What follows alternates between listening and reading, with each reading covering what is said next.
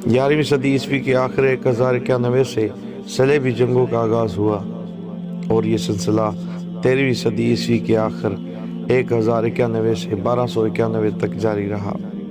200 बरस से ज़ायद इस मरका आराई में जर्मनी, फ्रांस, बरतानिया और यूरोप के तमाम ईसाई हुक्मरानों ने हिस्सा लिया। इन सलेबियों का मुकाबला वाली मोहसिन हिमादुद्दीन ज़ंगी, सुल्तान नूरुद्दीन ज़ंगी और सुल्तान सलाहुद्दीन अयूबी जैसे मुजाहिदों ने किया। अयूबी ख़ानदान के बाद ममलूक तुर्क सलेबियों से नंबरदार आजमा रहे हैं। इस तरह कल 7 बड़ी सलेबी जंगें हुई। सलाहुद्दीन का ताल्लुक कर्द कौम से था।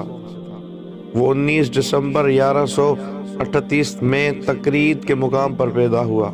उसका नाम यूसुफ रखा गया।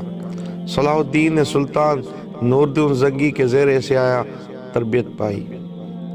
1160 में जब सलेबियों को सलाहुद्दीन ने मिस्र से निकाल बाहर किया तो खलीफा आला हज़रतुद्दीन ला ने यूसुफ को मलिक अल नासिर सलाहुद्दीन अयूबी का नाम अता किया। इस वक्त सलाहुद्दीन अयूबी की उम्र 22 साल थी। सुल्तान नूरुद्दीन ज़ंगी की तरह सलाहुद्दीन अयूबी को भी बैतुल मुक़द्दस से इश्क था। बैतुल मुक़द्दस यरूशलेम यहूदियों, ईसाइयों और मुसलमानों के लिए ख़ास अहमियत का हामिल शहर है। यहूदी इसे यूँ मुक़द्दस समझते हैं कि यहाँ हज़रत सुलेमान अलैहिस्सलाम ने अज़ीम अल शान इबादत गाह हैकल सुलेमानी बनाई थी। ईसाई उसे इस तरह अहम जानते हैं कि यहाँ हज़रत ईसा अलैहिस्सलाम ने तालीम व तबलीग का सिलसिला जारी रखा था।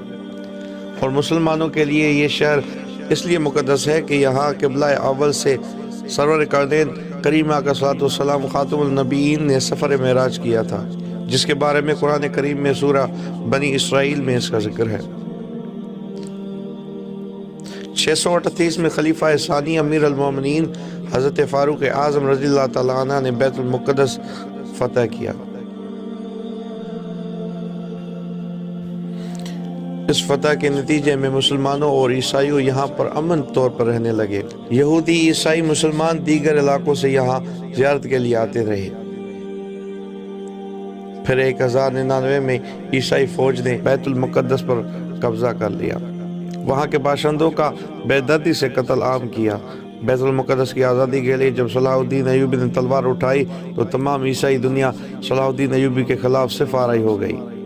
सलेबी फौज की तादाद 10 लाख से ज़ायद थी, जबकि सलाहुद्दीन अयूबी का लश्कर 40,000 सिपाहियों पर मुश्तमिल था।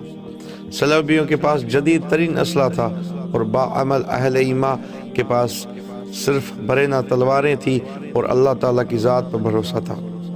यही हथियार थे कि जिनके भरोसे सलाहुद्दीन अयूबी ने तीसरी सलेबी जंग 1188 में वो अजीम अल शान फतह हासिल की, जिसकी सूजिश से आज भी ईसाई दुनिया के सीने जलते हैं। ज़ख्मों के इस जलन को मिटाने के लिए ईसाई दुनिया ने दोबारा सलेबी जंगों का आगाज़ कर दिया है। हाल ही में फ़लस्तीन में होने वाले मुज़ालमीन इस बात की गवाही देते हैं।